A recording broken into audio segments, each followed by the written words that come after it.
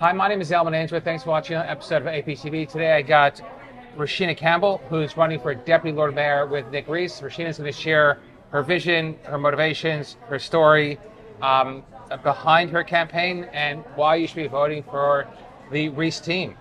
Rees Campbell team, I should say. Well, it is great to be here. Can't wait to have that conversation. Thank you very much. Why are you running for Deputy Lord Mayor with Nick Rees? Because I love Melbourne. I love Melbourne retail. I love Melbourne culture, Melbourne dining, and the people who live here. And I want to make this city the best it can be for all of them. I want to make it a place where people want to do business, where it's easy to do business, where we have levels of activity and economic growth we've never seen before. And I think I can use the skills I have as a barrister, someone who listens to people, who fights for them and gets things done, to do that same thing in Town Hall to make sure that Melbourne is firing on all cylinders. I love Melbourne too, but I'm not running. Is there a real reason why you're doing it? I am hungry to give back to this city. I think that the stakes are incredibly high, and I think what happens in Town Hall makes a real difference. I've spent 4 years there. And as a councillor. And I have seen that when you take the right policies out there, there's a huge impact. So one example of those, and one I was proud to deliver, was Melbourne Money. That was a restaurant voucher scheme. We invested about $10 million in that. It resulted in $100 million of economic impact for hospitality venues, just as they were coming out of COVID. That was a lifeline that kept many of them going. Prioritising things like those programs, support for small businesses with our business concierge service. I think having people at Town Hall who have a passion for getting things done and the skills to get things done, that's what we need in the city. And how long are you a barrister for? I've been a barrister since 2016. Wow. Before that, I was a lawyer for almost a decade. So I have a history of getting across the detail, and I think that is really important, particularly when it comes to government. Anybody can be a salesperson. Anybody can say they want to be in Town Hall, but ultimately you want people who are actually going to do the hard, gritty work once they're there to make sure they deliver on their promises. I've got a record of doing that. I think I've got the skills to keep doing it, and I'm really excited about this next challenge. And for anyone watching this, why would they vote for Nick Rees and Roshena Campbell? Because we are the team who bring the experience and the vision to make sure that Melbourne is ready to seize both the opportunities, but also to meet the challenges facing this city. So whether that is getting people back into the city, we have been firm advocates for the return of public servants, as well as making sure people who are employed by Town Hall are in the city, making sure there's a reason to be in the city. So a serious investment, over $20 million in events, because we know they are a huge draw card to the city. We've done, I think, a lot of really positive things, and we're the team that is ready to do the hard work to meet Melbourne in its next new exciting chapter. So fast forward to next year, you're Deputy Lord Mayor with Nick as Lord Mayor. What's your biggest priority? I should be so lucky. I hope the voters of Melbourne give me that chance. It would be the honour of my life. I've got a lot of priorities, but I have to say there are three that are at the front of my mind. The first is cost of living. So this isn't something local government has created, but it is something that local government can help with. So whether it's residents or businesses, freezing rates, making sure parking is affordable, making sure that the policies we have are driving people to businesses to help businesses succeed, and also policies for families, things like $2 pool entry, so it's easier to raise a family in the City of Melbourne. Also some of the big stuff. So one of our policies, Empower. That's about using the collective bargaining power of every resident and trader in the City of Melbourne to go to the energy companies and say, there's 100,000 of us, give us your best deal. When they did this in New South Wales, they got 40% off their energy prices. Now, I don't know what we will achieve here, but I reckon it's going to be a better deal than what traders and residents are paying at the moment. And I do think getting energy prices down will make a huge difference to cost of living. The other two things I'm passionate about, making it easier to do business in Melbourne. That's why I backed the business concierge service. That has halved the time it takes to start a business in Melbourne. Because I reckon if you are running a business, you shouldn't spend your time dealing with Town Hall or red tape. You've got to spend your time actually in the business, making sure it thrives. So I am committed to making sure it is easier to run a business and make sure it grows. And then the final thing that I'm really passionate about is setting us up for economic growth. So attracting more headquarters and businesses to the City of Melbourne, bringing people to the City of Melbourne, making sure that our pedestrian activity is up. And I'll give you an example of that. Winter is a traditionally quiet time in the City of Melbourne. That's why we invested in the Now or Never Festival. We've done it for 2 years now. Each time we run it over a few days, it brings about 200,000 people to the city.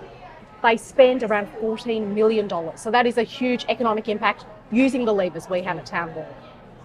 Biggest challenge you see as in the Melbourne CBD right now? The one biggest challenge you get The to one choose. biggest challenge is those lingering impacts of COVID. The working from home habit, the levels of office occupancy, and the flow-on effect of that. If you are running a dry cleaner or a cafe, you are feeling the pain from that. And that's a pain I feel personally. My parents have been small business owners, and I know there is a big difference from having customers 5 days a week to, as many businesses now, have them only 3 days. So I think this is a challenge that we have to keep addressing. I don't think it's enough for any level of government to say that this is a permanent way of doing things, because we all benefit if Melbourne is a central business district. We're still the engine room of the Victorian economy. We want to be a place where the next generation has jobs, and that means being a place to do business.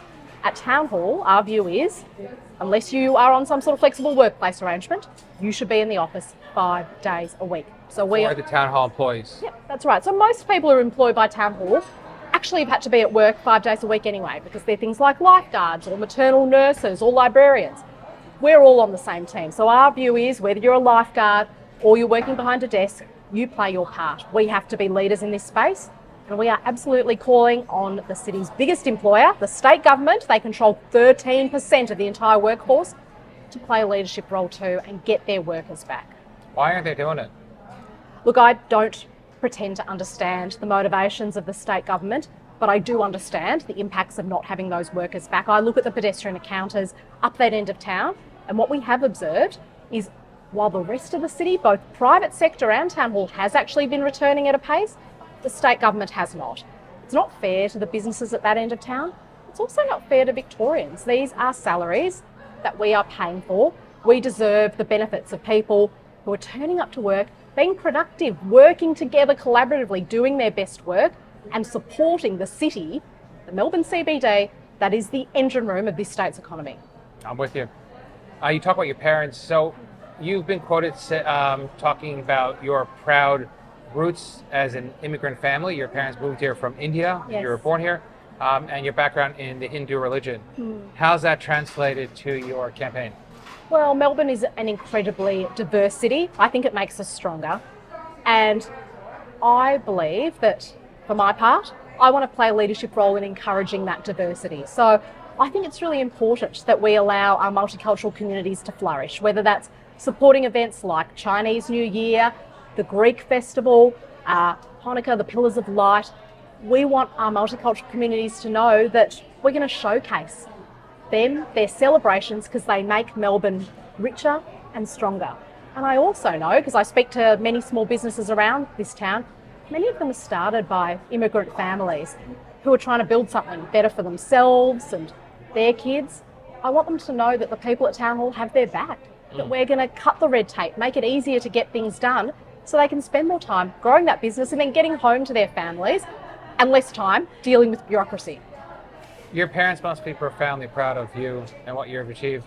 To think that they just came to Australia as immigrants and now their daughter's a barrister running for Deputy Lord Mayor. Yeah, look, I am, quite frankly, profoundly proud of them. I think it is a very hard thing to come to a new country, to start from scratch, in their case, to start a small business. I don't think anyone can underestimate how tough that is for their generation, but it is for people around this city right now who are doing that exact same thing. And I want them to know that people at Town Hall will support them in that journey. So whether that is making sure that information is in their language, whether that is making sure that they don't get slapped with unnecessary fines for things they didn't even understand, we've actually got to get out of the way and make sure that the people who are trying to build this city, quite frankly, they're investing in it, they're trying to grow a business, that they can thrive and flourish. So you've been a councillor for the City of Melbourne for 3 years, whilst you're practicing at the bar, Yes, and you have 4 children, I do. and now you're running for Deputy Lord Mayor. How's that working out? It's a juggle, I won't lie, but it's a juggle that parents in the City of Melbourne face every day. I mean, I speak to families who are working really hard to get ahead because of the cost of living. I've spoken to plenty of families where people have had to take a second job to make ends meet. And I actually want them to know that I feel that pain, that I am working hard to make sure things are right at Town Hall. Like them, I'm juggling work and a family. And I also think it is an important experience to bring to Town Hall because a lot of what we do is for people with young families, whether that's playgrounds or libraries, swimming pool lessons, maternal child and health nurse. I think having the experience of raising a family in the inner city helps you think really hard about what do we need to deliver to make Melbourne a great place to live. I just don't know how you juggle 4 hats at the same time. I could really juggle one. I'll be really frank with you. I am incredibly lucky. I have a very supportive husband. My parents are very involved in my kids' lives. And to be honest, particularly see this with a lot of people who run a small business, right? They don't get to switch off at the end of the day. It's not a 9-to-5 job for them. They keep working into the night. They're doing the BAS, they're doing the inventory, the staffing after the kids are asleep. That struggle is one that I really empathise with. What I have is not a 9-to-5 job, but I do think that you need people in Town Hall who are hungry to make a difference, and I think that's me. You're now running for Deputy Lord Mayor as a barrister. What does the Victorian Bar have to say about that? And do they have any input in your campaign? Yeah. I mean, every member of the Victorian Bar is self-employed. We're all independent. That's one of the great things about being a barrister. So no, I'm very much running on Team Reece with Nick. I think that it's a good thing when we have thriving districts, you know, whether they're the financial district, retail, legal, all of those things should happen in a capital city. But the only hat I have on when I'm making decisions at Town Hall is what is best for the residents and businesses of Melbourne. So the bar has nothing to say about your running. Are you the first barrister to run for Lord Mayor or Deputy Lord Mayor? I am. Well, nominations haven't opened, but as far as I'm aware, I'm the only barrister putting their hand up. There has been a long history in this city of barristers running for all levels of government, including local council. And I don't think that's surprising. I think there's a really similar skill set. You listen to people's stories and then you stand up and fight for them. So whether that's in the courtroom or the council chamber, I think just like my clients expect as a barrister, residents and traders expect someone who's going to do the hard work and get them wins. But 3 years ago, how did you get into the council, into the City of Melbourne Council in the first place? Yeah. So when I decided to run, it was 2020. Oi. We were in our second lockdown. I didn't know there was going to be 4 more after that, but even from where we were, I could see that the city wasn't going to be the same, that it was going to need some hard work.